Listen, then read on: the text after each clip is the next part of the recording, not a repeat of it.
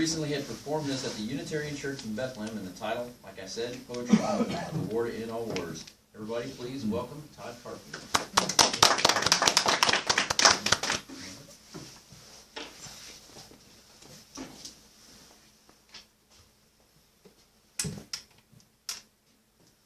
1916, America joined World War I. Yay, America! President Woodrow Wilson campaigned for re-election in the election of 1916 on the slogan, "He kept us out of war," because no one in America wanted to fight in that horrible war.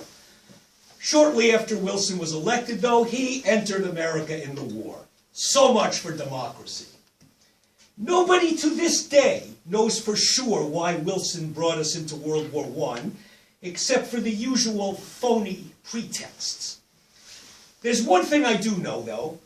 If you want to try to get young guys to make suicide charges into machine gun nests, there's one thing you must have.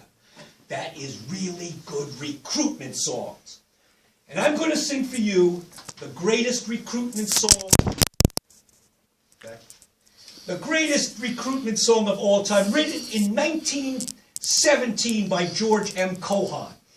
The first verse, I'm going to sing it the way maybe Jimmy Cagney would have sung it. And the second verse, I'm going to sing it the way our good friend Lucifer would sing it.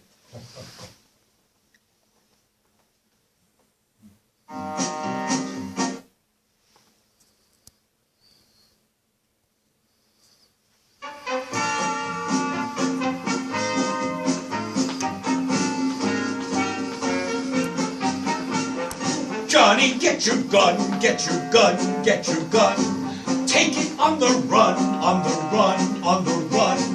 Hear them calling you and me, every son of liberty. Hurry right away, don't delay, go today. Make your daddy glad to have had such a lad. Tell your sweetheart not to pine, to be proud, her boy's in line over there, over there. Send the word over there, that the Yanks are coming, the Yanks are coming, with drums rum-tumming everywhere. So prepare, say a prayer, send the word to beware. We'll be over, we're coming over, and we won't come back till it's over there. Johnny, get your gun, get your gun, get your gun. Take it on the run, on the run, on the run. Hoist the flag and let her fly.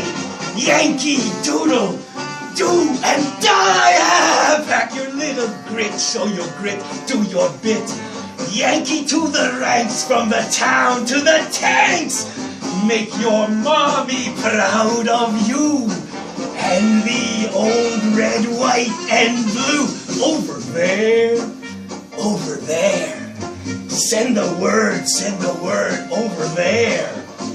That the Yanks are coming, the Yanks are coming, with drums rum-tumming everywhere. So prepare, say a prayer, send the word to beware.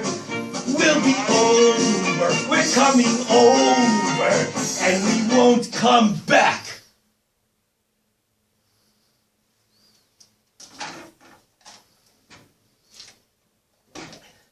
The warm-up for the United States for World War I was the American-Philippine War. In 1899, the United States brutally attacked the Philippines in order to colonize it and killed about 1 million people. One of the strongest voices in screaming out against that war was the great American writer Mark Twain Samuel Clemens. The American-Philippine War lasted right to the eve of World War I. By that time, Mark Twain had passed away. But had he still been alive, no doubt he would have been one of the strongest voices screaming out against our participation in World War I.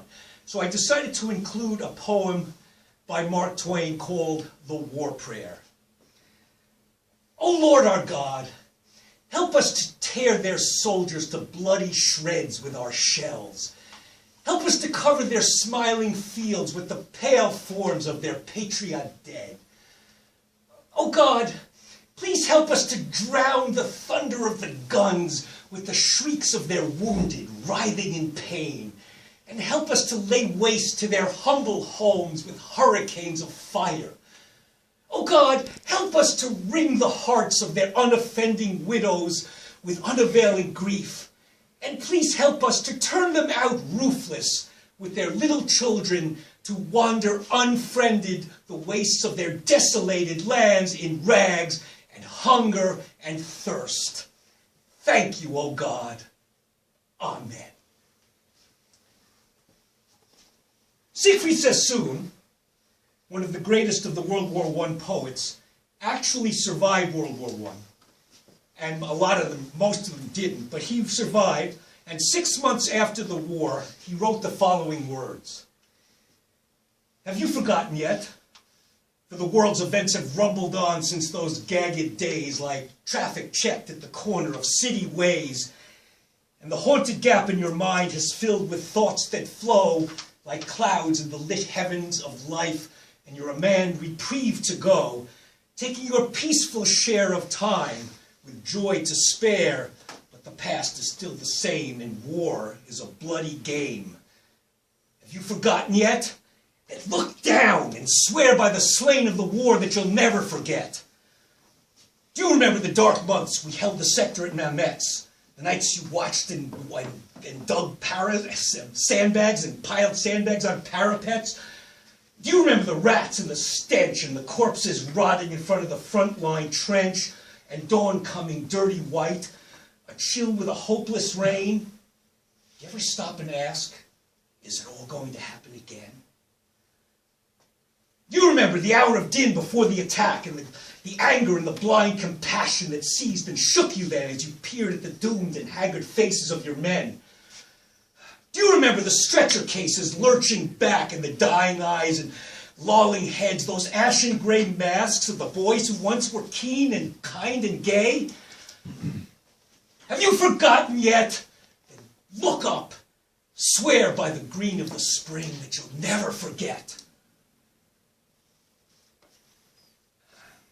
I give the final word of all this to Canadian medic John McCrae.